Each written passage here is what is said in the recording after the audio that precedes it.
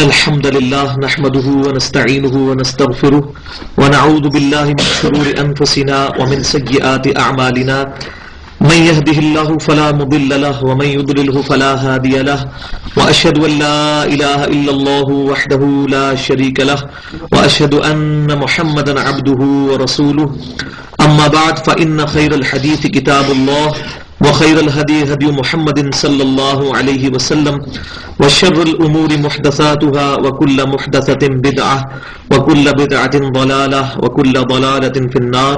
أعوذ بالله السميع العليم من الشيطان الرجيم من همزه ونفخه ونفثه. بسم الله الرحمن الرحيم. رب اشرح لي صدري ويسر لي أمري واحلل عقدة من لساني يفقهوا قولي. بسم الله الرحمن الرحيم. إن الله وملائكته يصلون على النبي يا أيها الذين آمنوا صلوا عليه وسلموا تسليما.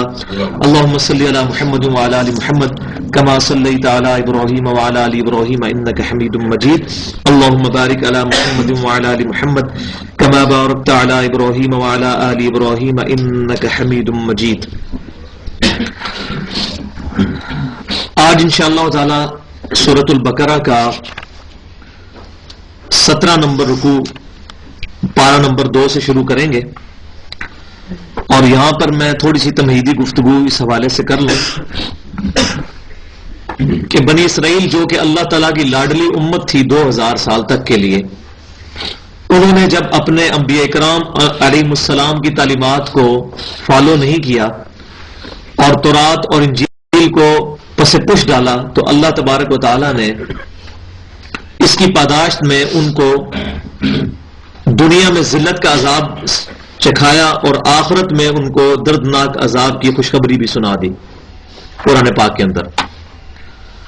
اور پھر اللہ تعالیٰ نے سورۃ البقرہ میں تقریباً مسلسل 9 رکوع ان کی جو غلطیاں تھیں ان کو پوائنٹ آؤٹ کر کے ان پر فرض جرم عائد کر کے پھر کنکلوڈنگ طور پر ارشاد فرمایا کہ اب ہم بنی اسرائیل کو اس منصب سے معزول کرنے لگے ہیں جس منصب پر وہ 2000 سال سے فائز تھے، اور 3 کتابیں ان میں نازل ہوئی، تورات، زبور اور انجیل. اس کے باوجود اللہ تبارک و تعالیٰ نے انبیاء کرام علیہم السلام کو قتل کرنے کی وجہ سے اور ان کی تعلیمات کو چھوڑنے کے سبب اب ان کو اس منصب سے معزول کر دیا ہے، اور اب نئی امت کھڑی ہو رہی ہے جو امت محمدیہ صلی اللہ علیہ وسلم ہے. اور اس امت کی تاج پوشی کی حیثیت سے جو سب سے بڑا سمبل ہے وہ یہ ہے کہ اس جو قبلہ ہے وہ یروشلم سے اب بیت اللہ قیامت تک کے لیے اللہ تعالیٰ نے بنا دیا.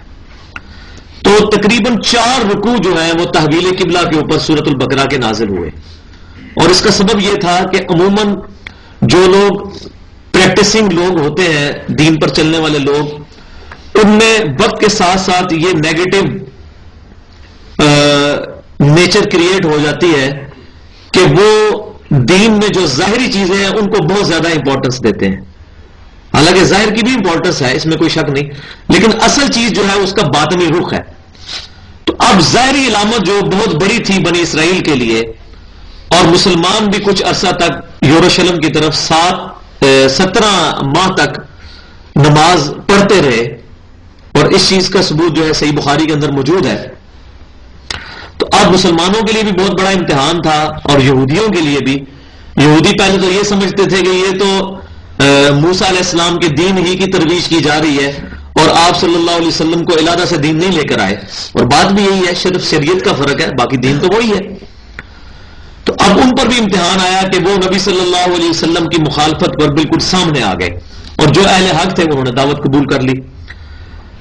تو اللہ تبارک و تعالیٰ نے دین میں جو ظاہر کی اہمیت ہے اس کو سیکنڈ پرائورٹی پہ رکھا ہے. اصل چیز جو ہے وہ فرسٹ پرائورٹی، ٹاپ پرائورٹی جو ہے اس کے باطنی جو حقائق ہے. تو اللہ تبارک و تعالیٰ اس میں یہ بات کلیئر کٹ ارشاد فرمائے گا کہ مشرق اور مغرب اللہ ہی کا ہے، تم جس طرف بھی رخ کرو اللہ کا چہرہ پاؤ گے اس کے شان کے لائق. اصل مقصد یہ نہیں ہے کہ آپ کا چہرہ مشرق میں یا مغرب میں ہے، اصل یہ چیز ہے کہ آپ اپنا تن من دھن سب کچھ اپنے رب کے لیے قربان کریں، اور اللہ اور اس کے رسول صلی اللہ علیہ وسلم کی تعلیمات کو اوبے کریں. تو اس کانٹیکسٹ میں یہ گفتگو اب شروع ہو رہی ہے. بسم اللہ الرحمن الرحیم. سیقول السفہاء من الناس اب عنقریب لوگوں میں سے بے وقوف لوگ کہیں گے. کون سے بے وقوف لوگ؟ جو یہودی تھے ان کا ذکر ہو رہا ہے کہ وہ اب مسلمانوں پر اعتراض کریں گے کہ ابھی تک تو تم کہہ رہے تھو کہ موسیٰ کا دین، عیسیٰ کا دین اور باقی انبیاء کرام علیہ السلام کا دین اور امام کائنات سید الاولین والآخرین شفیع المذنبین رحمت للعالمین سیدنا و مولانا محمد رسول اللہ صلی اللہ علیہ وسلم کا مبارک دین ایک ہے، اور قبلہ بھی تم نے 17 مہینے تک یہی بنائے رکھا ہے، یروشلم کو، بیت المقدس کو، اور اب تمہارا قبلہ کیوں چینج ہو گیا؟ تو اللہ تعالیٰ فرما رہا ہے کہ ان قریب بے وقوف لوگ کہیں گے ما ولاہم عن قبلتہم التی کانوا علیہا، مسلمانوں کو ان کے اس قبلے سے کس نے پھیر دیا جس پر وہ پہلے سے تھے، یعنی یروشلم. صحیح بخاری میں موجود ہے کتاب التفسیر چیپٹر میں کہ 17 مہینے تک مدینہ شریف میں نبی صلی اللہ علیہ وسلم نے یروشلم کی طرف منہ کر نماز پڑھی ہے اور پڑھائی ہے، اور حالت یہ تھی کہ مدینہ شریف کے اندر اگر آپ یروشلم کی طرف یعنی بیت المقدس کی طرف منہ کرتے ہیں تو پیٹھ آپ کی قبلہ کی طرف ہوتی ہے، اور اگر قبلہ کی طرف منہ کرتے ہیں تو پیٹھ آپ کی یروشلم کی طرف ہوتی ہے. تو لہٰذا مسلمان جو مہاجرین تھے تقریباً 125 کے قریب جنہوں نے مکے میں اسلام قبول کیا تھا، ان کے لیے بھی بہت بڑا امتحان تھا. ان کے دلوں میں خانہ کعبہ کی ایک عزت تھی، ایک توقیر تھی، اور جب وہ کعبے میں تھے مکے کے اندر تو اس وقت جب وہ نوافل بھی ادا کرتے تھے تو رکن یمانی اور حجر اسود کی جو دیوار ہے جس کو مستجاب کہتے ہیں اس پہ کھڑے ہو کر نماز ادا کرتے تھے. وہاں یہ مسئلہ کھڑا ہی نہیں ہوا، کیونکہ جب اس دیوار پر کھڑا ہوا جائے تو دونوں قبلوں کا رخ ہو جاتا ہے. حجر اسود اور رکن یمانی جس کے دوران جو ہے طواف کرتے ہوئے ربنا آتنا فی الدنیا حسنہ وفی الآخرۃ حسنۃ وقنا عذاب النار کی دعا پڑھی جاتی ہے، وہ دیوار جو کہ حتیم کے بالکل اپوزٹ ہے 180 ڈگری، اس دیوار کی طرف اگر خانہ کعبے کی طرف منہ کر کے کھڑے ہوں تو آپ کا رخ بیت اللہ کی طرف تو ہوتا ہی ہوتا ہے، یروشلم کی طرف بھی ہو جاتا ہے. لہذا وہاں یہ امتحان نہیں آیا تھا ابھی، اور صحیح روایات سے یہی پتا چلتا ہے کہ اس وقت بھی قبلہ جو ہے وہ یروشلم ہی تھا، کیونکہ نبی صلی اللہ علیہ وسلم کے بارے میں کیٹاگوریکل مینشن ہے بخاری اور مسلم میں کہ جہاں پر نبی صلی اللہ علیہ وسلم کے پاس واضح طور پر کوئی وحی نہیں آتی تھی تو آپ صلی اللہ علیہ وسلم اہل کتاب کے جو معاملات تھے ان کے احکامات کو فالو کرتے تھے. تو امت کی اکثریت اسی طرف گئی ہے کہ جب بیت اللہ شریف میں تھے نبی صلی اللہ علیہ وسلم اس وقت بھی قبلہ یروشلم تھا، لیکن اس وقت یہ اختلاف اس لیے نہیں پیدا ہوا کہ مسلمان جو ہے وہ تعداد میں ویسے ہی تھوڑے تھے اور وہ مستجاب دیوار پر کھڑے ہوتے تھے. اس دیوار کے سامنے جب خانہ کعبے کے کھڑے ہوں تو پھر دونوں قبلوں کی طرف رخ ہو جاتا ہے. اب مسلمان جب ہجرت کر کے مدینہ شریف میں آئے اور نماز کی فرضیت بھی ہوگی واقعہ معراج کے بعد، اب مسلمانوں پر امتحان آیا کہ وہ خانہ کعبہ جس کی عزت ان کے دلوں میں موجود تھی، اب اللہ تعالیٰ نے ان کو امتحان میں ڈالا کہ اب اس کی طرف پیٹ کر کے نماز پڑھے. تو الحمدللہ جو کامل الایمان مومن تھے صحابہ کرام علیہم رضوان وہ ہمیشہ کی طرح اس ٹیسٹ میں بھی پورے اترے. تو عنقریب لوگوں میں سے بے وقوف لوگ کہیں گے کہ مسلمانوں کو ان کے قبلے سے کس نے پھیر دیا جس پر وہ پہلے سے تھے، یعنی یروشلم.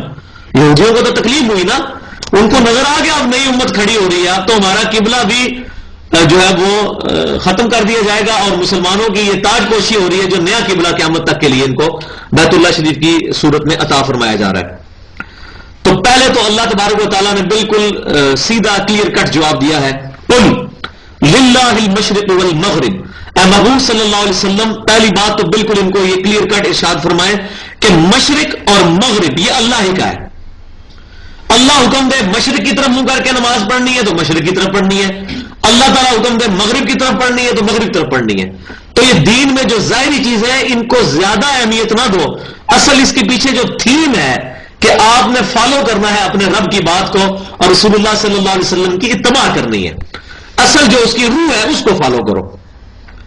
یہدی من یشاء الی صراط مستقیم، اللہ تعالیٰ جس کو چاہتا ہے ہدایت عطا فرماتا ہے سیدھے راستے کی.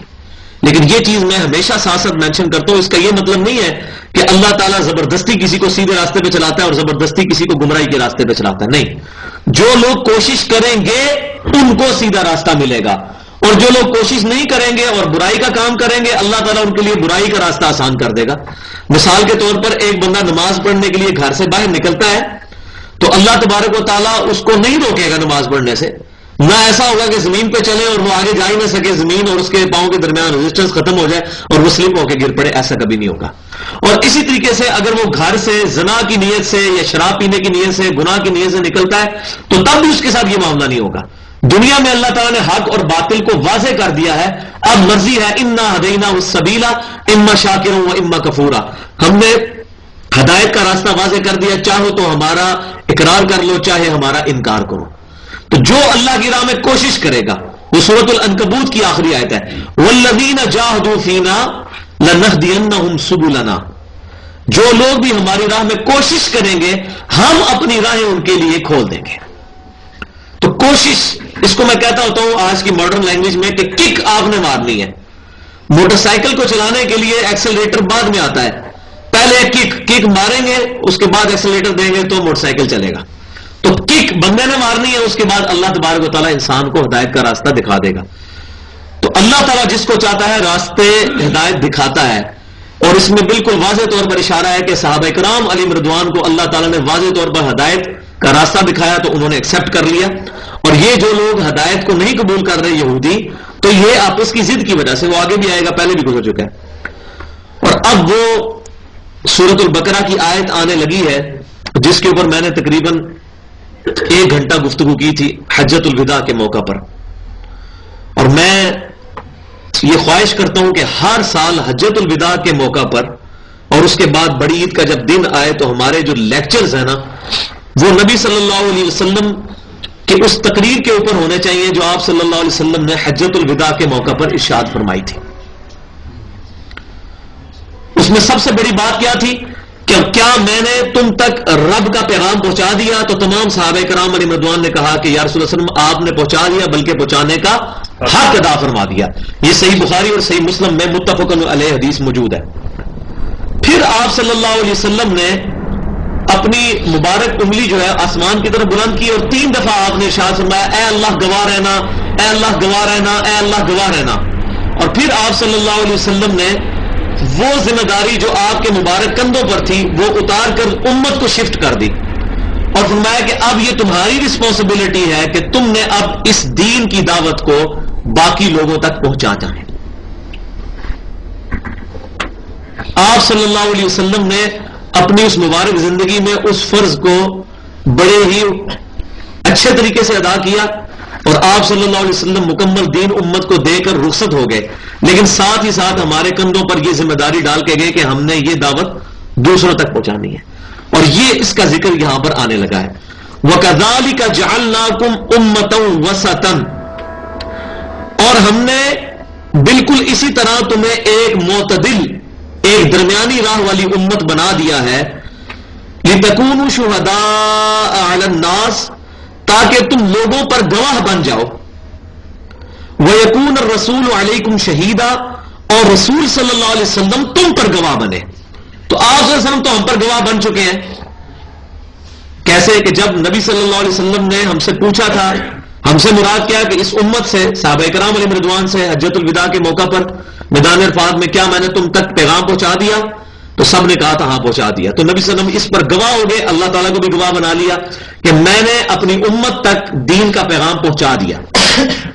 اب یہ کام ہم نے بھی کرنا ہے. اس معتدل امت نے, ہم نے پوری انسانیت کے اوپر گواہ بننا ہے کہ پوری انسانیت تک پیغام پہنچانا ہے قرآن اور سنت کا. بس اس کانٹیکسٹ میں ایک حدیث بھی موجود ہے صحیح بخاری کتاب التفسیر چیپٹر میں, اسی آیت کی تفسیر میں, کہ نبی صلی اللہ علیہ وسلم ارشاد فرماتے ہیں کہ قیامت والے دن سیدنا نوح علیہ السلام اور باقی انبیاء کرام بھی جب اللہ تبارک و تعالیٰ کی بارگاہ میں پیش ہوں گے, تو سورۃ الاعراف کے پہلے رکوع میں آتا ہے کہ قیامت والے دن ہم جن امتوں کی طرف پیغمبروں کو بھیجا گیا ان سے بھی پوچھیں گے کہ تمہارے پیغمبروں نے تمہارے تک پیغام پہنچایا, اور پیغمبروں سے بھی پوچھیں گے کیا تم نے ہمارا پیغام پہنچایا تھا کہ نہیں. سورۃ الاعراف کے شروع میں, سورہ نحل میں بھی شاید ہو, سورۃ الاعراف میں تو بالکل کلیئر کٹ آیا تھا یہ شروع میں. تو قیامت والے دن اللہ تبارک و تعالیٰ جب یہ کوشچن کرے گا تو نوح علیہ السلام کی جو امت ہے وہ یہ کہے گی کہ ہمارے پیغمبر نے ہمارے تک دین نہیں پہنچایا. تو پھر یہ امت گواہ بنے گی کہ نوح علیہ السلام سچے ہیں اور ان کی امت جھوٹ بول رہی ہے، آپ علیہ السلام نے 950 سال تبلیغ کر کے اللہ کا پیغام ان تک پہنچایا تھا، اور یہ امت گواہی کس بنیاد پر دے گی؟ اللہ کی کتاب کی بنیاد پر، کیونکہ قرآن کے اندر اس کا ذکر آیا ہے۔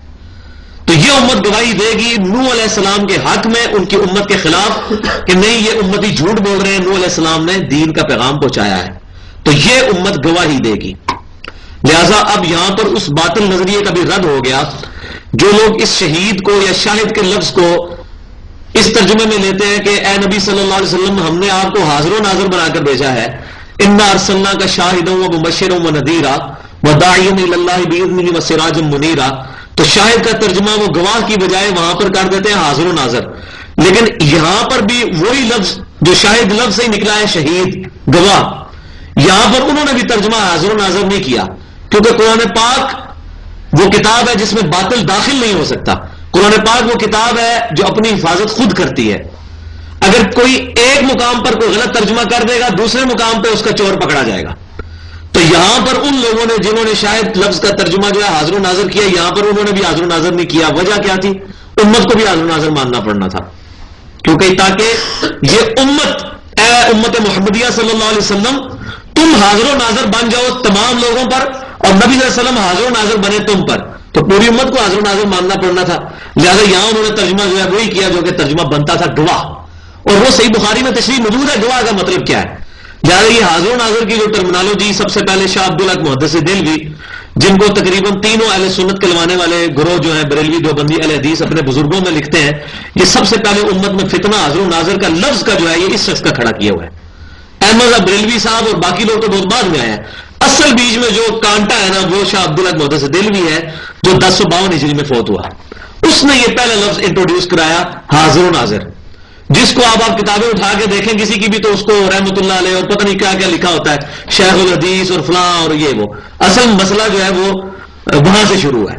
تو انہوں نے سب سے پہلے حاضر و ناظر کا لفظ استعمال کیا۔ اب یہ تلخ حقیقت ہے، یہ سننی چاہیے، اور بندے کو اس میں ہمت ہونی چاہیے کہ اصل چیز یہ ہے کہ جس بندے نے برائی پھیلائی ہے پہلے اس کو پکڑنا چاہیے۔ یہ نہیں کہ فرقے کی محبت میں آ کے کسی ایک بندے کو ٹارگٹ کر لیا گیا کہ احمد بریلوی صاحب نے ترجمہ غلط کر دیا، بھائی اس سے پہلے جس نے غلطی کی ہے پہلے اس کو پکڑنا چاہیے، وہ تو ان کو فالو کرنے والے تھے۔ لیکن ظلم تب ہوتا ہے کہ جب ہم ایک بندے کو ٹارگٹ کر کے اور اس سے بڑے لوگ جو کہ وہ پہلے غلطی کر کے گئے ہوتے ہیں ان کو رحمت اللہ علیہ کہہ رہے ہوتے ہیں، ان کو اپنا بزرگ مان رہے ہوتے ہیں، اور باقیوں کو ہم یہ پھر 2 نمبری ہو جاتی ہے، اور اسی سے پھر لوگوں کے لیے ہدایت کے دروازے بند ہو جاتے ہیں۔ وہ کہتے ہیں نہیں دیکھیں جی اپنے بزرگوں کی باری آئی تو یہ پھر اس پہ پردہ ڈال رہے ہیں، اور جب ہمارے بزرگوں کی باری آئی تو ان کو برا بھلا کہتے ہیں۔ تو ہم کہتے ہیں ایک ہی کرائٹیریا ہونا چاہیے، قرآن، سنت اور اجماع کو حجت مانتے ہوئے جس کی بات ان تینوں کے اندر آتی ہے اس کو حق مانا جائے، اور جس کی بات ٹکراتی ہے اس کو چھوڑ دیا جائے۔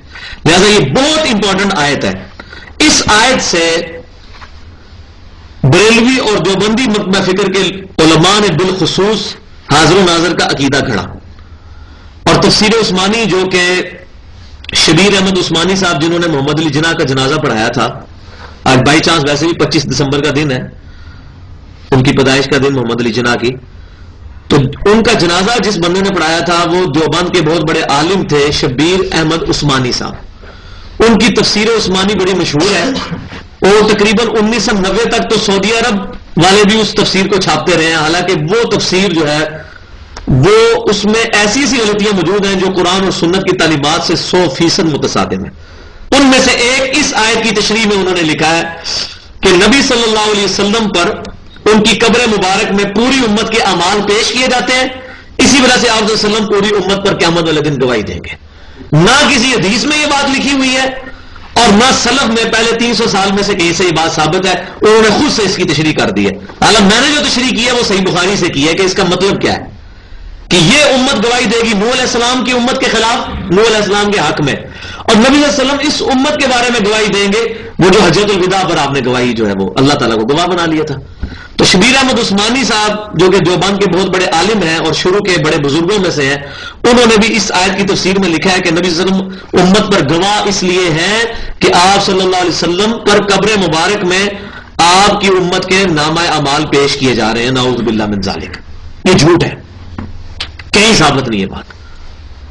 یہ بات ثابت ہے جامع ترمذی کے اندر اور صحیح مسلم کے اندر بھی اس کا کچھ حصہ موجود ہے کہ ہر جمعرات کو اور ہر سوموار والے دن اللہ تعالیٰ کی بارگاہ کے اندر مسلمانوں کے نامہ اعمال پیش کیے جاتے ہیں.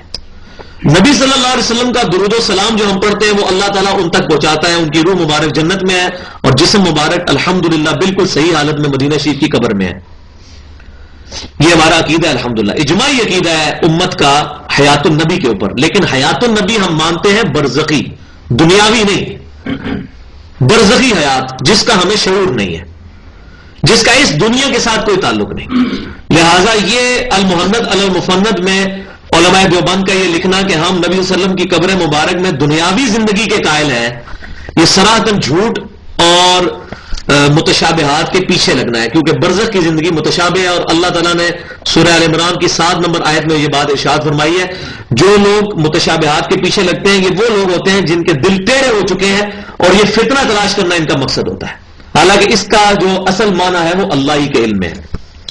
یہ میں نے اس کے ساتھ انصاف سمجھا کہ میں اتنی لمبی گفتگو کروں، کیونکہ عموماً جب تفاسیر لکھی جاتی ہیں یا قرآن پاک کا ترجمہ پڑھایا جاتا ہے تو ٹو دی پوائنٹ بات کر کے آگے چلے جاتے ہیں اور آج کے جو مسئلے ہیں ان کو لوگ ایڈریس نہیں کرتے اور جو باطل نظریات امت میں موجود ہیں ان کا علمی طور پر جواب نہیں دیا جاتا. اسی وجہ سے وہ نظریات پھر امت کے اندر پھیلتے ہیں. لہذا میں نے اس پہ بڑی ڈیٹیل سے گفتگو کی ہے.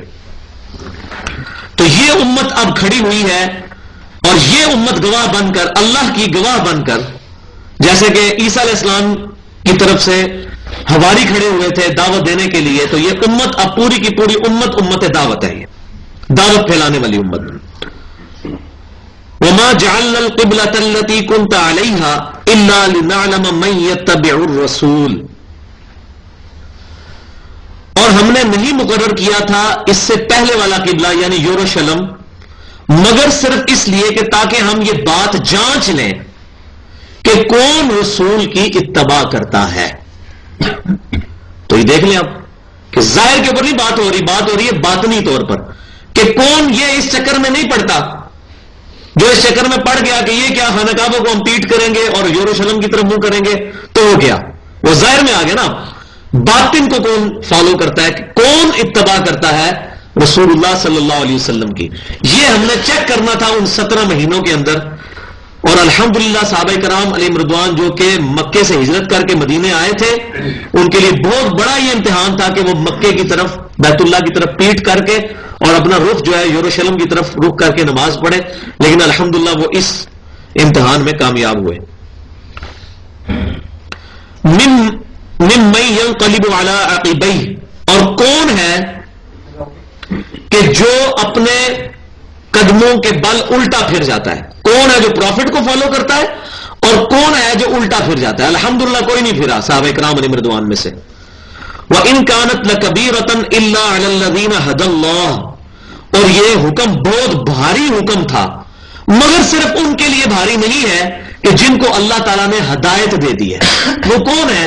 صحابہ کرام علیہم رضوان.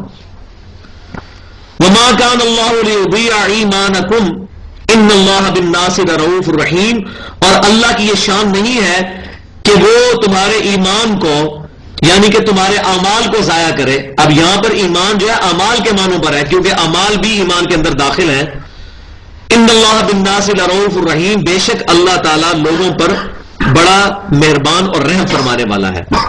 یہ کس کانٹیکسٹ میں بات ہو رہی ہے کہ اس وقت صحیح بخاری میں یہ بات موجود ہے کہ صحابہ کرام علیہم رضوان میں سے کچھ ایسے لوگ بھی تھے جو ان 17 مہینوں کے اندر فوت ہو گئے.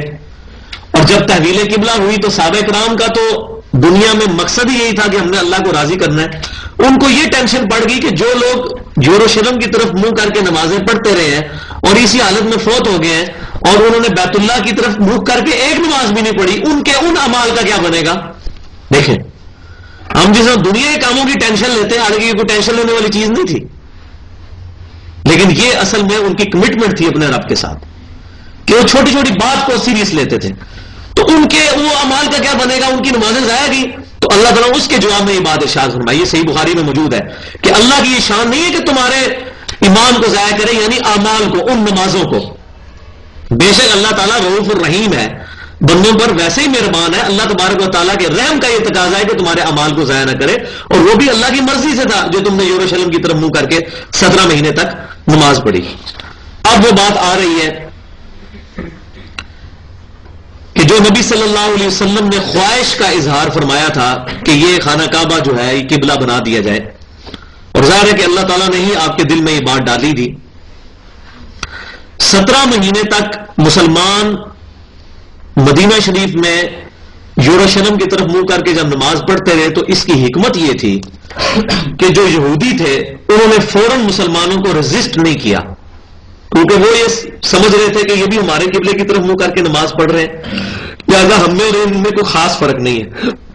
لہذا ان کے اندر جو اچھے لوگ موجود تھے جنہوں نے تورات پڑھی ہوئی تھی، جس کے اندر یہ نشانیاں موجود تھی، وہ آگے یہ بات آ رہی ہے، تورات میں یہاں تک بھی لکھا ہوا تھا کہ اصل ابراہیمی جو قبلہ ہے وہ بیت اللہ ہی ہے، تو وہ مسلمانوں کی طرف لوٹ آئیں گے۔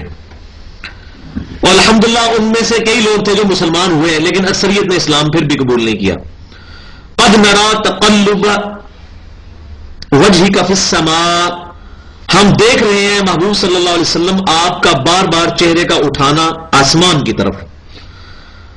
فَلَنُوَلِّيَنَّكَ قِبْلَةً تَرْضَاهَا، تو ہم ضرور پھیر دیں گے آپ کو اس قبلے کی طرف جس پر آپ راضی ہیں۔ یہ بہت بڑی اللہ تبارک و تعالیٰ کی طرف سے شفقت ہے امام کائنات صلی اللہ علیہ وسلم کی مبارک ذات پر کہ اللہ تبارک و تعالیٰ وَلَسَوْفَ يُعْطِيكَ رَبُّكَ فَتَرْضَىٰ، اے محبوب ہم تمہیں اتنا دیں گے کہ تم اپنے رب سے راضی ہو جاؤ گے۔ اب یہ وہی لفظ ہے کہ اے محبوب صلی اللہ علیہ وسلم ہم آپ کا بار بار رخ انور آسمان کی طرف اٹھنا دیکھ رہے ہیں، ہم عنقریب آپ کا قبلہ پھیر دیں گے اس کی طرف جو آپ کی مرضی ہے۔ فَوَلِّ وَجْهَكَ شَطْرَ الْمَسْجِدِ الْحَرَامِ، اور ساتھ ہی پھر حکم بھی نازل ہو گیا، لو اب پھیر لو اپنا چہرہ مسجد حرام کی طرف یعنی بیت اللہ شریف کی طرف۔ وَحَيْثُ مَا كُنْتُمْ فَوَلُّوا وُجُوهَكُمْ شَطْرًا، اور مسلمانوں تم جہاں کہیں بھی ہو اپنا چہرہ جو ہے وہ قبلہ رخ کر لیا کرو نماز کی حالت میں۔ تقریباً 4 دفعہ یہ حکم اب یہ مسلسل ریپیٹ ہوگا، تو ایک دفعہ آ گیا نا کہ اپنا رخ خانہ کعبہ کی طرف کرو، اور صحیح بخاری اور صحیح مسلم کی متفق علیہ حدیث ہے، نبی صلی اللہ علیہ وسلم نے ایک صحابی کو جب نماز سکھائی تو اس میں پہلی بات یہ تھی کہ جب تو نماز کے لیے کھڑا ہو تو اپنا رخ قبلے کی طرف کر، پھر اللہ اکبر کہہ کر نماز شروع کر۔ تو 4 دفعہ یہ حکم اسی ایک رکوع کے اندر، ان 2 رکوعوں کے اندر ریپیٹ ہوگا کہ اپنا چہرہ قبلے کی طرف کرو، تاکہ وہ جو یہودی علماء کا اثر تھا ان کمزور دل والے مسلمانوں پر کہ جو ہے وہ متزلزل ہو سکتے تھے ان کے دل اسلام سے یا اس حکم کی وجہ سے ان کے دل مضبوط ہو جائے، تو مسلمانوں کو 4 دفعہ ان 2 رکوعوں کے اندر اللہ تبارک تعالیٰ نے فرمایا کہ اپنا چہرہ جو ہے خانہ کعبہ کی طرف کرو۔ وَحَيْثُ مَا كُنْتُمْ فَوَلُّوا وُجُوهَكُمْ شَطْرًا، تم جہاں کہیں بھی ہو اپنا رخ جو ہے وہ خانہ کعبہ کی طرف پھیر لیا کرو مسلمانوں۔ وَإِنَّ الَّذِينَ أُوتُوا الْكِتَابَ لَيَعْلَمُونَ أَنَّهُ الْحَقُّ مِنْ رَبِّهِمْ، اور بے شک جن لوگوں کو کتاب دی گئی ہے یعنی یہود و نصارہ، وہ یہ بات جانتے ہیں کہ بے شک یہ حق ہے تمہارے رب کی طرف سے، یعنی ان کو یہ بات پتا ہے، تورات میں یہ چیز لکھی ہوئی ہے کہ جب پیغمبر آخر الزمان آئیں گے تو وہ بیت اللہ شریف کو اپنا قبلہ بنا لیں گے، پھر قیامت تک کے لیے وہ قبلہ رہے گا، اور اصل ابراہیمی قبلہ بھی وہی ہے، اور وہ یہ بات جانتے ہیں، ان کی کتابوں میں یہ بات لکھی ہوئی ہے۔ وَمَا اللَّهُ بِغَافِلٍ عَمَّا يَعْمَلُونَ، اور اللہ تبارک و تعالی غافل نہیں ہے ان اعمال سے جو کہ یہ کرتے ہیں۔ وَلَئِنْ أَتَيْتَ الَّذِينَ أُوتُوا الْكِتَابَ بِكُلِّ آيَةٍ، اور اگر اے محبوب صلی اللہ علیہ وسلم آپ اہل کتاب کے لیے ہر طرح کی دلیل بھی پیش کر دیں، مَا تَبِعُوا قِبْلَتَكَ، وہ آپ کے قبلے کی پیروی نہیں کریں گے، کیونکہ انہوں نے تو یہ چیز ٹھانی ہوئی ہے کہ ہم نے اسلام قبول نہیں کرنا، جس کی میں نے مثال دی تھی کہ جو بندہ سویا ہوا ہو اس کو تو آپ جگا سکتے ہیں، اور جو آنکھیں بند کر کے لیٹا ہو اور اس کی نیت ہی نہیں اٹھنے کی، اندر سے تو وہ جاگا ہوا ہے، تو اب وہ آپ اس کو نہیں اٹھا سکتے کہ وہ اٹھنا ہی نہیں چاہتا۔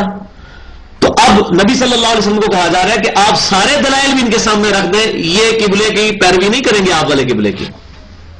اور مسلمانوں کی کیا حالت تھی، صحیح بخاری میں موجود ہے انہی آیات کی تفسیر کے اندر کہ فجر کے وقت سیدنا عبداللہ بن عمر رضی اللہ تعالیٰ عنہ کہتے ہیں کہ فجر کے وقت مسلمان جو ہے مسجد قباء کے اندر نماز ادا کر رہے تھے، اور ایک ندا کرنے والے نے آ کر ندا کی کہ لوگوں، نبی صلی اللہ علیہ وسلم پر یہ آیت نازل ہوئی ہے رات کے وقت میں کہ اپنا چہرہ جو ہے وہ قبلہ رخ کر لو، بیت اللہ کی طرف اپنا قبلہ جو ہے وہ کر لو، اپنا رخ بیت اللہ کو بنا لو۔ تو مسلمان جو ہے وہ مسجد قباء میں فجر کی نماز پڑھنے کے دوران ہی انہوں نے اپنا رخ جو ہے وہ پھیر لیا. اور ایک مسجد قبلتین بھی موجود ہے مدینہ شریف کے اندر جس میں دونوں طرف محرابیں بنی ہوئی ہیں. نبی صلی اللہ علیہ وسلم نے اس مسجد میں پہلے یروشلم کی طرف بھی منہ کر کے نمازیں پڑھائی اور جب قبلہ چینج ہوا تو پھر دوسری طرف بھی. لہٰذا دونوں محراب کے نشان انہوں نے بنائے ہوئے ہیں, اس طرف بھی اس طرف, بالکل اپوزٹ. تو یہ جو ہے یہ تو آپ کے قبلے کی پیروی کرنے والے نہیں ہیں. وما انت بتابع قبلتهم, اور نہ نبی صلی اللہ علیہ وسلم آپ ہی ان کے قبلے کی پیروی کریں گے. ظاہر آپ کے پاس تو حق آ چکا ہے, کیسے ہو سکتا ہے کہ آپ صلی اللہ علیہ وسلم اور آپ کی امت جو ہے وہ ان کے قبلے کے پیچھے چلنا شروع کر دے؟ نہیں, آپ کی امت اور آپ بھی اپنے بیت اللہ ہی کو فالو کریں گے.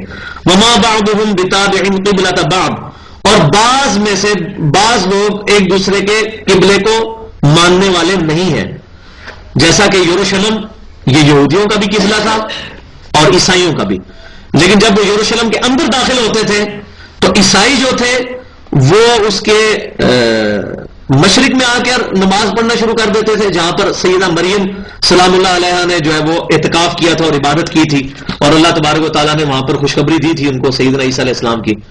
اور جو یہودی ہیں وہ اس کے مغربی سائڈ پہ چلے جاتے ہیں, ابھی بھی یہی حالت ہے. عیسائی وہاں جا کر پھر دو ٹکڑے بن جاتے ہیں, جو عیسائی ہیں وہ مشرق کی طرف اور جو یہودی ہیں وہ مغرب کی طرف. تو وہ آپس میں بھی ایک دوسرے کے قبلے کو نہیں مانتے. آپ کے قبلے کو کہاں سے ماننا ہے انہوں نے, اتنے ضدی ہیں وہ. وَلَئِنِ اتَّبَعْتَ أَهْوَاءَهُم مِّن بَعْدِ مَا جَاءَكَ مِنَ الْعِلْمِ, اور اے سننے والے, اب یہاں نبی صلی اللہ علیہ وسلم ہم مراد نہیں لیں گے, پوری امت کو خطاب ہو رہا ہے. ظاہر آپ صلی اللہ علیہ وسلم کے بارے میں تو یہ بات نہیں ہے, آپ صلی اللہ علیہ وسلم کے ذریعے سے امت کو کہا جا رہا ہے کہ اے سننے والے, اگر تو نے پیروی کی ان کی خواہشات کی اس کے بعد کہ تیرے پاس العلم آ چکا ہے, قرآن اور سنت کا علم, انک اذا لمن الظالمین, تو بے شک اس وقت تم ظالموں میں سے شمار ہو جاؤ گے. کہ علم آ جانے کے بعد بھی اب تم اس چکر میں پڑے کہ اس طرف منہ کر کے نماز پڑھنی ہے اس طرف, تو پھر اس کے بعد تم ظالم ہو جاؤ گے. الحمدللہ امت کا اجماع ہے, اور جتنی چیزیں قرآن کے اندر آئی ہیں میکسیمم چیزوں پر امت کا اجماع ہے. وراثت کے جو قوانین ہیں وہ بھی قرآن کے اندر ایڈریس ہوئے, اس طرح یہ استقبال قبلہ والی بات ایڈریس ہوئی. ان میں کوئی امت میں کسی گروہ کا بھی اختلاف نہیں ہے, نہ اہل سنت کا, نہ شیعوں کا, اور نہ کسی اور مطلب فکر کا اس میں اختلاف ہے. الذین آتیناہم الکتاب یعرفونہ کما یعرفون ابناءہم, جن لوگوں کو ہم نے کتاب دی ہے یعنی یہودی اور عیسائی, وہ آپ صلی اللہ علیہ وسلم کو اس طرح پہچانتے ہیں جس طرح کے اپنے بیٹوں کو پہچانتے ہیں. وَإِنَّ فَرِيقًا مِّنْهُمْ لَيَكْتُمُونَ الْحَقَّ وَهُمْ يَعْلَمُونَ, اور بے شک ان میں سے ایک گروہ وہ بھی ہے جو حق کو چھپاتا ہے اور وہ جانتا بھی ہے کہ یہ حق ہے. اور وہ گروہ جو ہے علماء کا گروہ ہے. ہم علماء کا کردار پہلے پڑھ چکے ہیں. مطلب علماء یہود کو تو یہ بات پتا تھی کہ تورات کے اندر نبی صلی اللہ علیہ وسلم کی پریڈکشنز موجود ہیں.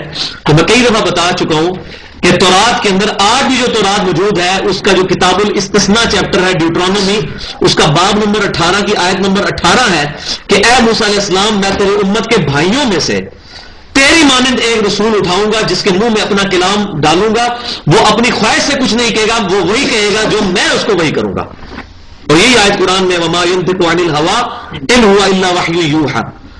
اور جو نیو ٹیسٹمنٹ ہے انجیل, اس کا بھی جو گاسپل آف جان ہے اس کا جو باب نمبر 14 ہے اس میں ڈیٹیل کے ساتھ نبی صلی اللہ علیہ وسلم کی پریڈکشنز موجود ہیں. عیسیٰ علیہ السلام کہتے ہیں کہ اے میرے امتیوں, میرا دنیا سے جانا تمہارے لیے رحمت ہے, جب میں جاؤں گا تو وہ مبارک ہستی دنیا میں آئے گی اور وہ پھر ہمیشہ تمہارے ساتھ رہے گی, یعنی ان کا دین قیامت تک کے لیے ہوگا. اور میں جب جاؤں گا تو وہ دنیا کے اندر آئے گی اور وہ ہستی میرا نام روشن کرے گی اور وہ اپنی خواہش نفس سے کچھ نہیں کہے گی, وہ وہی کہے گی جو اللہ تعالیٰ ان کو وہی فرمائے گا, اور دنیا کے اندر وہ میرا ذکر خیر کرے گی. اور دنیا میں صرف مسلمان ہیں عیسائیوں کے علاوہ جو حضرت عیسیٰ علیہ السلام کی رسپیکٹ کرتے ہیں. یہودی تو ان کو ولد الحرام کہتے ہیں, نعوذ باللہ, ولد الزنا کہتے ہیں, دجال کہتے ہیں, اور اسی طریقے سے باقی بھی دینوں کے ماننے والے جو مذاہب کے ماننے والے لوگ ہیں عیسیٰ علیہ السلام کو پروفٹ نہیں مانتے, نہ ان کو وہ اہمیت دیتے ہیں. صرف نان کرسچن بلیو مسلمان ہیں اس دنیا کے اوپر جو عیسیٰ علیہ السلام کی عزت کرتے ہیں, کیونکہ قرآن پاک میں ہے وجیہ فی الدنیا والآخرہ, عیسیٰ علیہ السلام دنیا اور آخرت میں اللہ تعالیٰ کے حضور وجاہت والے ہیں. تو یہ جن کو کتاب دی گئی وہ آپ صلی اللہ علیہ وسلم کو اس طرح پہچانتے ہیں جس طرح اپنے بیٹوں کو. لیکن اس کے باوجود ان کا ایک گروہ یعنی علماء کا جو گروہ ہے وہ جانتے بوجھتے ہوئے حق کو چھپاتا ہے. الحق من ربک فلا تکونن من الممترین، اور یہ حق ہے تیرے رب کی طرف سے. یہ جتنے بھی احکامات آ رہے ہیں خصوصاً تحویل قبلہ والا حکم، اے مسلمانوں اس کو تم کیجول نہ لینا، یہ حق بات ہے، یہ پرپسفل بات ہے جو اللہ کی طرف سے تم پر نازل ہوئی، اور تم شک میں مبتلا نہ ہونا. اور یہ آج بھی آپ دیکھ لیں کہ آپ کسی کو قرآن اور حدیث سے کھول کے بھی کوئی بات دکھا دینا، مطلب صحیح بخاری اور صحیح مسلم میں نماز کا چیپٹر کھول کے لوگوں کو دکھا دینا کہ یہ بخاری مسلم میں نماز کا یہ طریقہ لکھا ہے، اس کے باوجود وہ ایکسیپٹ نہیں کرتے. کیوں؟ علماء کا ان کے اوپر اتنا روب ہوتا ہے. تو یہ آج آپ سمجھ سکتے ہیں اس بات کو کہ علماء کا اتنا روب ہے اپنے اپنے فرقوں کے اوپر کہ قرآن اور سنت دکھانے کے باوجود وہ کہتے ہیں نہیں جی نہیں، یہ مولوی صاحب غلط ہے، اتنے بڑے بڑے بزرگ غلط ہے. تو اب آپ کو یہ بات سمجھ آئے گی، یہ بار بار جو مسلمانوں کا ہے شک میں نہ پڑنا، کیونکہ ان میں سے کئی مسلمان ایسے تھے جو یہودی سے مسلمان ہوئے تھے، اور یہودیوں کے بڑے بڑے جو لاٹ پادری وہاں پہ بیٹھے ہوئے تھے مسندوں پر، 70-80 سال کے بزرگ بیٹھے ہوئے تھے، اور ان کا بڑا اثر و رسوخ تھا. تو عین ممکن ہے کسی وقت مسلمانوں کے دلوں میں یہ وسوسہ آ سکتا ہے کہ یار یہ کیا، وہ تو کچھ اور کہتے ہیں اور نبی صلی اللہ علیہ وسلم کچھ اور کہتے ہیں. یہ تو آج ہمارے سامنے نبی صلی اللہ علیہ وسلم کی اتنی رسپیکٹ ہے کہ ہم، اور کیا رسپیکٹ ہے، بہت کم لوگ ہیں جن کو اللہ تعالیٰ یہ توفیق دیتا ہے کہ نبی صلی اللہ علیہ وسلم کی صحیح حدیث ان تک پہنچے اور وہ اپنے بزرگوں کے معاملات کو چھوڑ کے قرآن و سنت کو سمجھ لیں. آپ دیکھ سکتے ہیں کتنے لوگ ہیں. تو یہ لہٰذا یہ آج کے دور میں ہم اس کو بڑے اچھے طریقے سے سمجھ سکتے ہیں کتنا مشکل کام ہے. بار بار مسلمانوں کو اس کے اوپر زور دیا جا رہا ہے، الحق من ربک فلا تکونن من الممترین، یہ حق بات ہے تمہارے رب کی طرف سے اور تم شک والوں میں شامل نہ ہونا.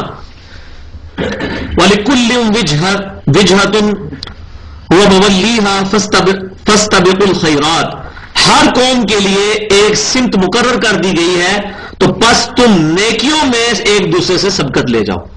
یہ سمتوں کے چکر میں نہ پڑو، اصل جو روح ہے دین کی وہ یہ ہے کہ نیکیاں کرو. اب اس چکر میں پڑنے کی بجائے اب یہ کلیئر ہو گیا یہ قبلہ یہ ہے، اب تم نیک اعمال اختیار کرو. ہر امت کے لیے اللہ تعالیٰ نے ایک جو ہے وہ سمت مقرر کر دی، اور یہ کس وجہ سے کی ہے؟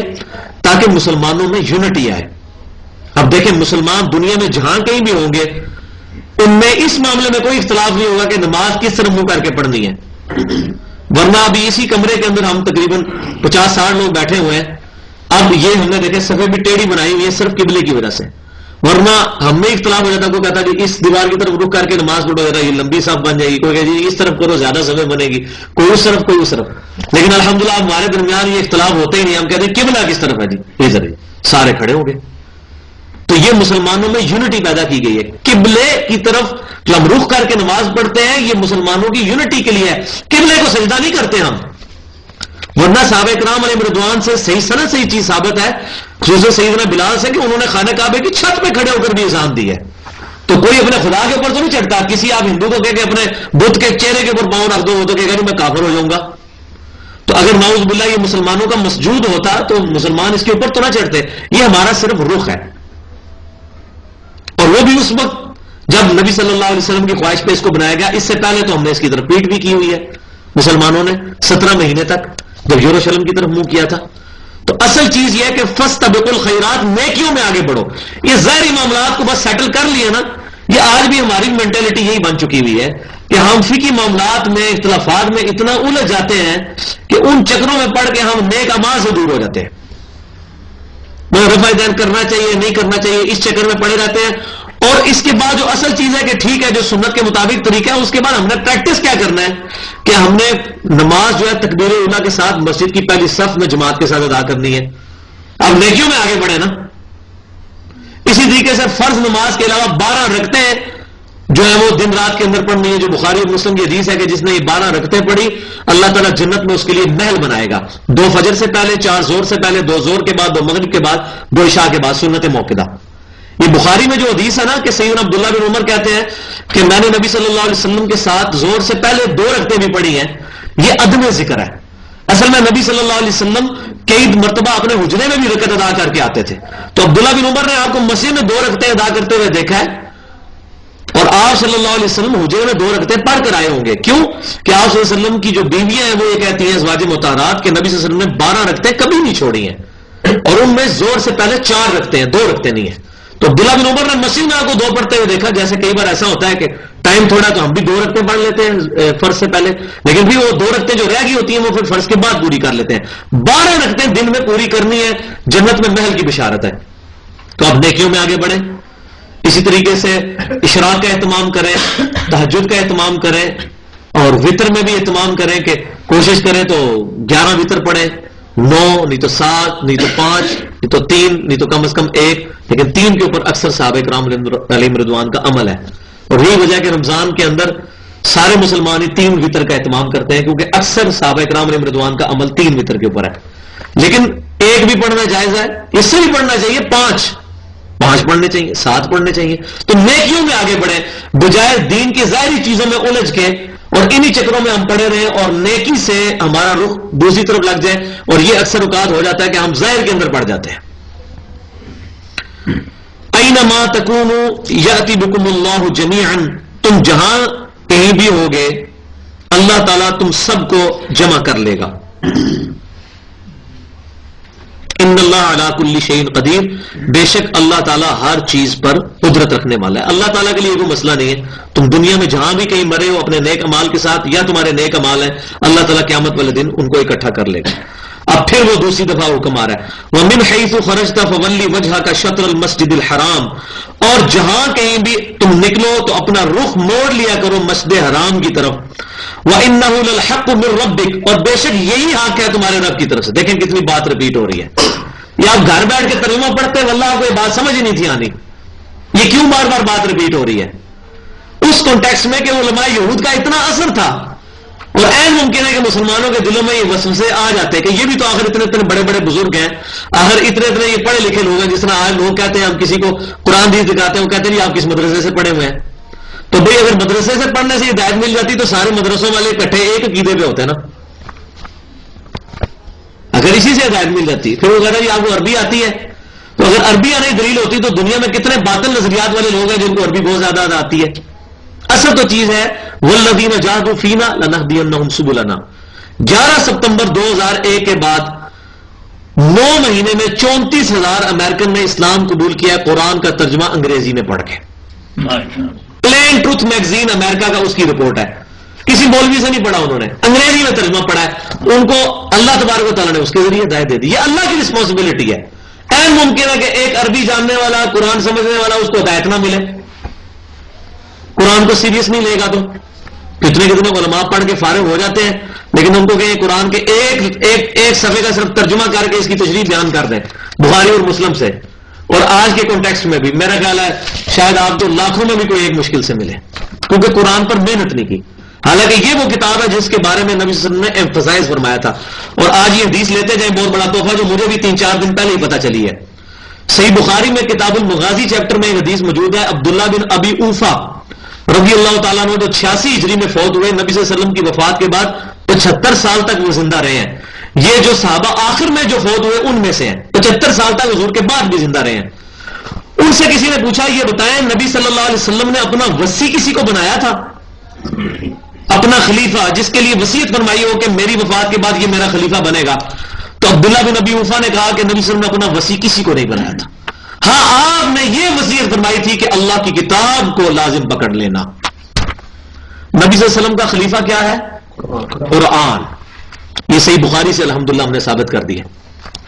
سنن دارمی میں بھی ایک روایت موجود ہے لیکن وہ ضعیف ہے، لیکن یہ تو صحیح بخاری کے اندر ہے، اور اس سے بڑھ کے وہ حدیث ہے جو ہم نے منہج کے اوپر لکھی ہوئی ہے، غدیر خم کی حدیث، کہ نبی صلی اللہ علیہ وسلم نے صحیح مسلم کتاب الفضائل میں حدیث موجود ہے، حج سے واپسی پر، حجۃ الوداع سے واپسی پر مکے اور مدینے کے درمیان غدیر خم کے مقام پر کھڑے ہو کر خطبہ دیا، اور اس میں آپ صلی اللہ علیہ وسلم نے بات ارشاد فرمائی کہ اے لوگوں میں بھی ایک انسان ہوں، قریب ہے کہ اللہ کا قاصد یعنی موت کا فرشتہ میرے پاس آئے اور میں اس کی دعوت قبول کر لوں۔ میں اپنے بعد تم میں 2 بھاری چیزیں چھوڑ کر جا رہا ہوں، ان میں سے پہلی چیز تو اللہ کی کتاب ہے، اس میں ہدایت ہے، اس میں نور ہے، اپنا تعلق تم اس کتاب کے ساتھ مضبوط کرو، جو اللہ کی کتاب کو پکڑے گا وہ ہدایت پہ ہے، جو اللہ کی کتاب کو چھوڑ دے گا وہ گمراہ ہو جائے گا، اور یہ اللہ کی رسی ہے جو قرآن میں وَاعْتَصِمُوا بِحَبْلِ اللَّهِ جَمِيعًا وَلَا تَفَرَّقُوا، تو یہ اللہ کی کتاب یہ بڑی اہمیت کی حامل ہے۔ اور جو بخاری اور مسلم میں حجۃ الوداع کی جو حدیث موجود ہے بخاری اور مسلم میں، اس میں یہ الفاظ موجود ہے کہ اے لوگوں میرے بعد کافر نہ ہو جانا کہ ایک دوسرے کو قتل کرنا شروع کر دو. میں تم نے وہ چیز چھوڑ کے جا رہا ہوں کہ اگر تم نے اس کو مضبوطی سے پکڑ لیا تم کبھی گمراہ نہیں ہوگے، وہ اللہ کی کتاب ہے. تو یہ اللہ کی کتاب بہت اہمیت کی حامل ہے. اور یہ الحمدللہ آج یہ بات ہمیں سمجھ آئی کہ اللہ تبارک و تعالیٰ اس کتاب کے ذریعے کافروں کو بھی ہدایت دے رہا ہے. مسلمانوں کے تو علماء کے جو خطبات ہیں جمعے کے وہ سننے کے لیے مسلمان پبلک نہیں آتی ہے. غیر مسلم نے کہاں سے خطبہ سن کے مسلمانوں نے؟ ہاں انہوں نے کوشش کی، اللہ نے قرآن کے ذریعے ان کو ہدایت دی الحمدللہ. وَمَا اللَّهُ بِغَافِلٍ عَمَّا تَعْمَلُونَ، اور اللہ تعالیٰ غافل نہیں ہے جو کچھ تم کر رہے ہو. وَمِنْ حَيْثُ خَرَجْتَ فَوَلِّ وَجْهَكَ شَطْرَ الْمَسْجِدِ الْحَرَامِ. دیکھیں پھر تیسری دفعہ حکم آ گیا. تم جہاں کہیں بھی باہر نکلو تو اپنا رخ نماز کے وقت مسجد حرام کی طرف کر لیا کرو. دیکھیں بار بار ریپیٹ ہو رہی ہے بات تاکہ علماء یہود کا وہ اثر، وہ بزرگوں کا جو اثر ہے وہ ٹوٹے. جو یہودیوں اور عیسائیوں کے بارے میں سورہ توبہ کی آیت نمبر 31 میں فرمایا اتخذوا احبارهم ورهبانهم اربابا من دون اللہ. یہودیوں اور عیسائیوں نے اپنے علماء کو، اپنے بزرگوں کو اللہ کو چھوڑ کے اپنا رب مان لیا ہوا تھا. اور آج بھی یہ دیکھ رہے ہیں جو ویٹیکن سٹی کے اندر جو پوپ ان کا بیٹھا ہوا ہے اس کو اختیار ہے کہ کسی چیز کو حلال یا حرام کر دے. یہ کیتھولک کا اور یہ پروٹیسٹنٹ کا بہت زیادہ اختلاف ہے ان کے ساتھ. اس میں ایک وجہ یہ بھی ہے وَمِنْ حَيْثُ خَرَجْتَ فَوَلِّ وَجْهَكَ شَطْرَ الْمَسْجِدِ الْحَرَامِ وَحَيْثُ مَا كُنْتُمْ فَوَلُّوا وُجُوهَكُمْ شَطْرَهُ. پھر بات چوتھی دفعہ ریپیٹ ہوگی. مسلمانوں تم جہاں کہیں بھی ہو اپنا منہ اسی کی طرف کر لیا کرو نماز میں. لِأَلَّا يَكُونَ لِلنَّاسِ عَلَيْكُمْ حُجَّةٌ، تاکہ لوگوں کے لیے تمہارے خلاف کوئی حجت اور دلیل نہ رہے. إِلَّا الَّذِينَ ظَلَمُوا مِنْهُمْ، ہاں مگر ان لوگوں کے کہ جو لوگ ان میں سے ناانصاف ہیں وہ تو تمہارے ساتھ حجت بازی کریں گے لیکن باقیوں کے لیے حجت نہیں رہے گی. یہ اس بات کی طرف اشارہ ہو رہا ہے کہ یہودیوں کے پاس پھر یہ حجت نہیں رہے گی کیونکہ تورات میں یہ بات لکھی تھی کہ نبی آخر الزمان صلی اللہ علیہ وسلم کا قبلہ جو ہے بیت اللہ ہوگا. تو اے ممکن ہے کہ مسلمانوں کو اس چیز کا وہ تانا دے کہ اچھا تورات میں تو اس نبی کی یہ نشانی لکھی ہے، تم یروشلم کی طرف منہ کر کے کیوں نماز پڑھ رہے ہو؟ تو اللہ کا ہمارا اب ہم نے تمہارا قبلہ چینج کر کے آخری حجت تمام کر دی ہے کہ اب کافروں کے پاس کوئی حجت نہیں رہے گی. تورات میں سے تمہارے خلاف دلیل نہیں. آج بھی الحمدللہ کوئی یہودی عیسائی مسلمانوں کے خلاف تورات اور انجیل میں دلیل نہیں لا سکتا تو قبلہ تو چینج ہو گیا. تو اس وقت تک قبلہ چینج نہیں ہوا تھا. تو یہ اس کی طرف اشارہ ہو رہا ہے لِأَلَّا يَكُونَ لِلنَّاسِ عَلَيْكُمْ حُجَّةٌ، تاکہ لوگوں کو کوئی اعتراض کی گنجائش نہ رہے تمہارے خلاف. اور دوسری بات اس میں یہ بھی ہو سکتی ہے کہ ہر امت جو بھی نئی کھڑی ہوتی ہے اس کی ایک یونیک پرسنالٹی ہوتی ہے، جیسا کہ ہمارے لیے نبی صلی اللہ علیہ وسلم کی مبارک پرسنالٹی ہے. اسی طریقے سے ان کے لیے یونیک جو ہے وہ جو ہے عبادت گاہیں ہوتی ہیں اور اسی طریقے سے یونیک ان کے لیے جو ہے وہ عزت کے مقامات ہوتے ہیں. تو مسلمانوں کو بھی انڈیپینڈنٹلی جس طرح نبی بنی اسرائیل سے ہٹ کر بنو اسماعیل میں دیا گیا، اسی طریقے سے بنی اسرائیل کا قبلہ بھی چھوڑ کر علیحدہ سے بیت اللہ شریف کو قبلہ مسلمانوں کے لیے قیامت تک کے لیے بنا لیا گیا. الا الذین ظلموا منہم، ہاں مگر جو ان میں سے ظالم ہیں، جو کہ جان بوجھ کر ظلم کرنے والے ہیں، غلط بیانی کرنے والے لوگ ہیں، وہ تو حجت کریں گے، ان کا تو کوئی علاج نہیں ہے. فلا تخشوہم واخشونی، تو ان سے مت ڈرو، مجھ سے ڈرو. تو یہ آج مسلمانوں کے لیے بھی ہے کہ کسی بندے کو اس بات سے شرم محسوس ہوتی ہے کہ میں اپنی شلوار ٹخنوں سے اوپر کروں گا تو لوگ جو ہے وہ مجھے کیا کہیں گے، یہ فنیٹک ہو گیا ہے، اس میں پینٹ بھی اپنی اوپر کی ہوئی ہے، شلوار بھی اوپر کی ہوئی ہے، یہ دفتر میں آفیسر بھی ہے اور اس کی شلوار ٹخنوں سے اوپر ہے.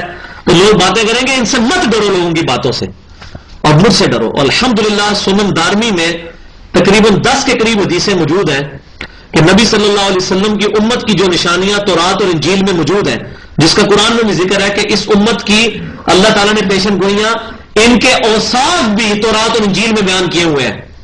ان میں سے ایک یہ ہے کہ ان کی جو تہمت اور کپڑے اور شلواریں جو ہیں وہ ٹخنوں سے اوپر ہوا کریں گی. یہ امت کی نشانی ہے، یہ ہمارا بہت بڑا سمبل ہے، یہ ہمارا لیبل ہے مسلمانوں کا. 3 میں کہتا ہوں ہمارے بالکل واضح لیبل ہیں. ایک سر ڈھانپنا، دوسرا داڑھی اور تیسرا شلوار کا ٹخنوں سے اوپر ہونا. یہ 3 مسلمانوں کے بڑے لیبل ہیں جس کا مسلمانوں کو اہتمام کرنا چاہیے، خصوصاً نماز کے اندر تو ضرور کیا جائے، کم از کم سر ڈھانپنے کے حوالے سے. فلا تخشوہم واخشونی، تو ان سے مت ڈرو مسلمانوں، ان کا خوف نہ کھاؤ. ڈرنے سے مراد یہ ہے کہ ان کے پرواہ نہ کرو، تم میرا ڈر کرو، میری پرواہ کرو. وَلِأُتِمَّ نِعْمَتِي عَلَيْكُمْ وَلَعَلَّكُمْ تَهْتَدُونَ، تاکہ میں پورا کر دوں تم پر اپنا انعام اور تاکہ تم جو ہے وہ ہدایت پا جاؤ، راہ راست پر آ جاؤ. کما ارسلنا فیکم رسولا منکم یتلو علیکم آیاتنا. اب یہ وہ بات آ رہی ہے جو ابراہیم علیہ السلام نے دعا کی تھی کہ اے اللہ، یہ جو میں خانہ کعبہ تعمیر کر رہا ہوں تو یہاں انہی میں سے ایک رسول کو بھیج جو تیری آیات ان کو تلاوت کر کے سنائے اور ان کو کتاب و حکمت سکھائے اور ان کا تزکیہ کرے. تو اب اللہ تعالیٰ نے ان کی وہ دعا قبول کی، لیکن اس دعا میں پھر اللہ تعالیٰ کی طرف سے ترتیب بدل دی گئی ہے. ابراہیم علیہ السلام نے جو دعا کی تھی اس میں یہ تھا کہ آیتیں تلاوت کرے، ان کو کتاب و حکمت سکھائے اور پاک کرے، جبکہ اللہ تعالیٰ نے اس کا امپرووڈ ورژن جو ہے وہ ارشاد فرمایا کما ارسلنا فیکم رسولا منکم یتلو علیکم آیاتنا ویزکیکم. پہلے تزکیہ، اس کے بعد کتاب و حکمت. جیسا کہ بھیجا ہے ہم نے اپنا رسول تمہارے پاس جو کہ سناتا ہے تمہیں ہماری آیتیں، ویزکیکم، اور تمہیں پاک کرتا ہے، تمہاری نیت کی تطہیر کرتا ہے اس کتاب کے ذریعے سے. وَيُعَلِّمُهُمُ الْكِتَابَ وَالْحِكْمَةَ، اور پھر تمہیں کتاب اور حکمت سکھاتا ہے. حکمت کے اندر پہلے نمبر پر تو قرآن اور اس کے بعد سنت بھی شامل ہے. وَيُعَلِّمُكُم مَّا لَمْ تَكُونُوا تَعْلَمُونَ، اور تمہیں وہ چیزیں سکھاتا ہے جو تم پہلے نہیں جانتے تھے. تو نبی صلی اللہ علیہ وسلم کی بعثت کا یہ جو مقصد بیان فرمایا گیا وہ یہ کہ قرآن پاک کی آیات کو تلاوت کر کے ان کا تزکیہ کرتے ہیں، پھر ان کو کتاب و حکمت. پہلا انیشیل تزکیہ جو ہے کتاب کے ذریعے ان کی نیت کو پاک کیا جائے، کیونکہ اگر نیت پاک نہیں ہوگی تو کتاب کا علم کوئی نفع نہیں دے گا. امام مسجد ہوگا، مدرسہ چلا رہا ہوگا اور مسجد کے چندے میں سے چوری کر کے کھا رہا ہوگا، کیوں؟ تزکیہ نہیں ہوا ہوگا. کتاب کا علم تو اس کے پاس بھی ہے، کیوں نہیں ہے؟ سنت کا علم بھی ہے، لیکن تزکیہ نہیں ہوا ہوگا تو کبھی اس طرح نہیں. داڑھی ہوگی، شلوار ٹخنوں سے اوپر ہوگی، لیکن سودی کاروبار کر رہا ہوگا. کیوں؟ تزکیہ اصل چیز ہے. فاذکرونی اذکرکم واشکروا لی ولا تکفرون. اب یہ وہ آیت ہے جس پر اگر گفتگو کی جائے تو گھنٹوں چاہیے. بس مجھے یاد کرو، میں بھی تمہیں یاد کروں گا، اور میرا شکر ادا کرو اور میری ناشکری نہ کرو. یہ انسانیت کا میگنا کارٹا ہے. میگنا کارٹا ایک چارٹر تھا جو برطانیہ کے کنگ نے بنایا تھا، کہ جس میں عوام کو حقوق دیے گئے تھے، عوام کے حقوق حکمران کے اوپر. اس کو انہوں نے نام دیا تھا میگنا کارٹا. آپ گوگل پر لکھیں میگنا کارٹا تو اس کی ڈیٹیل کھل جائے گی. اسلام کا میگنا کارٹا یہ ہے کہ اللہ تبارک و تعالیٰ نے ہر مسلمان کو یہ حق دیا ہے کہ وہ جب اللہ کو یاد کرے گا اللہ اس کو یاد کرے گا، اللہ اس کو رسپانس کرے گا. یہ انسان کا ایک کامل الایمان مومن کا اللہ کے اوپر حق ہے. فاذکرونی، اگر تم مجھے یاد کرو گے، اذکرکم، میں بھی تمہیں یاد کروں گا. اور اللہ کا یاد کرنا کیا ہوگا کہ لوگوں کے دلوں میں اس کی محبت ڈال دی جائے گی. جیسے صحیح بخاری میں حدیث موجود ہے کہ اللہ تعالیٰ جب کسی سے محبت کرتا ہے تو جبرائیل علیہ السلام کو کہتا ہے کہ میں اس سے محبت کرتا ہوں، تم بھی اس سے محبت کرو. پھر زمین و آسمان میں ندا کر دی جاتی ہے کہ سب لوگ اس سے محبت کریں. لیکن اس کا یہ مطلب نہیں کہ دنیا کے اندر کوئی فلمی ایکٹر یا اسی طریقے سے کوئی بد عقیدہ مولوی مشہور ہو گیا ہوا ہے تو وہ اللہ نے محبت ڈال دی ہے، یہ مطلب نہیں ہے. وہ پہلا جو کرائٹیریا قرآن و سنت ہی ہوگا. وضو پہلے ہوگا تو نماز ہوگی نا. اصل چیز وہ ہر جگہ جو ہے شرط موجود ہے اپنی جگہ. جیسا ایک بندہ جو ہے بہت زیادہ نیکی کے کام کرتا ہے، اس نے کوئی این جی او کھولی ہوئی ہے یا یتیموں کے سر پہ ہاتھ رکھتا ہے اور وہ بہت زیادہ مال اللہ کی راہ میں خرچ کرتا ہے، تو آپ بندہ کہہ رہی اس کو کیسے ہوگا کہ ثواب نہیں ملے گا؟ ملے گا ثواب، لیکن پہلی شرط یہ ہے کہ وہ رزق حرام نہیں ہونا چاہیے. یہ تو انڈرسٹوڈ ہے، یہ کہنے کی بھی ضرورت نہیں ہے، کیونکہ حرام کی تو اللہ کے نزدیک کوئی بھکت ہی نہیں ہے. اس کو اللہ کی راہ میں خرچ کیا جائے، حلال کا ہی فائدہ ہوگا. اور دوسری چیز یہ ہے کہ اس کا عقیدہ درست ہو، کیونکہ قرآن پاک میں 4-5 مقام پر یہ بات آئی اور اس میں بھی آگے چل کے آئے گی کہ جن لوگوں کے عقیدے صحیح نہیں ہے اللہ تعالیٰ کے نزدیک ان کے اعمال اس طرح ہے جیسے کہ گرد و غبار. اور سورۃ الفرقان میں آتا ہے 19ویں پارے کے پہلے صفحے پر کہ قیامت والے دن ہم ان کے اعمال کی طرف آگے بڑھیں گے اور اس کو بکھرا ہوا غبار کر دیں گے. جن کے بد عقیدہ ہیں جو لوگ، تو ان کے اعمال قبول نہیں ہوں گے. تو لہذا کسی کے دل میں کسی کے لیے محبت موجود ہے تو پہلی چیز یہ دیکھنی ہوگی کہ وہ جو محبت ڈالی گئی ہے اس جس بندے کی، وہ اس کے عقیدے اور نظریات بھی درست ہیں کہ نہیں. ورنہ تو آج جو ہے وہ تقریباً 1.5-2 ملین لوگ تو دنیا میں قادیانی بھی موجود ہیں جن کے دلوں میں غلام القادیانیوں کی محبت ہے. تو غلام القادیانی کو اللہ کا محبوب تو نہ ہو گیا. تو قرآن و سنت پہلا کرائٹیریا رہے گا، اس کے اندر اس کی لمٹس کے اندر دیکھا جائے گا کہ اس کو ہم جو ہے وہ کرائٹیریا بنا کر پھر کس کے دل میں اللہ تبارک و تعالیٰ کسی کے لیے محبت ڈال دے تو ہم کہیں گے ہاں واقعی یہ اللہ تعالیٰ نے اس کا چرچا کیا ہے. فَاذْكُرُونِي أَذْكُرْكُمْ وَاشْكُرُوا لِي وَلَا تَكْفُرُونَ. اور یہاں پر صحیح بخاری اور صحیح مسلم کے اندر ایک بہت زبردست حدیث ہے جو میں انصاف سمجھتا ہوں کہ یہاں پر بیان کروں، اور میرا خیال ہے اسی پر ہم درس کو ختم کرتے ہیں. اگلا رکوع انشاءاللہ اگلی دفعہ کریں گے. اور وہ حدیث ہے کہ نبی صلی اللہ علیہ وسلم فرماتے ہیں، حدیث قدسی ہے، صحیح بخاری اور مسلم کی متفق علیہ حدیث ہے کہ جب میرا بندہ مجھے دل میں یاد کرتا ہے میں اسے دل میں یاد کرتا ہوں. جب وہ مجھے کسی مجلس میں یاد کرتا ہے میں اس سے بہتر مجلس، فرشتوں کی مجلس میں اس کو یاد کرتا ہوں. جب وہ میری طرف ایک بالش بڑھتا ہے میں اس کی طرف ایک ہاتھ بڑھتا ہوں. جب وہ میری طرف ایک ہاتھ بڑھتا ہے میں اس کی طرف 10 ہاتھ بڑھتا ہوں. جب وہ میری طرف چل کے آتا ہے میں اس کی طرف دوڑ کے آتا ہوں. تو یہ میگنا کارٹا ہے انسانیت کا کہ اللہ تبارک و تعالیٰ نے اپنے اور اپنے بندے کے درمیان کوئی دیوار، کوئی ذریعہ نہیں رکھا سوائے ایک چیز کے کہ نبی صلی اللہ علیہ وسلم کے طریقے کے ذریعے اللہ تک پہنچنا ہے، آپ کی اتباع کے ذریعے.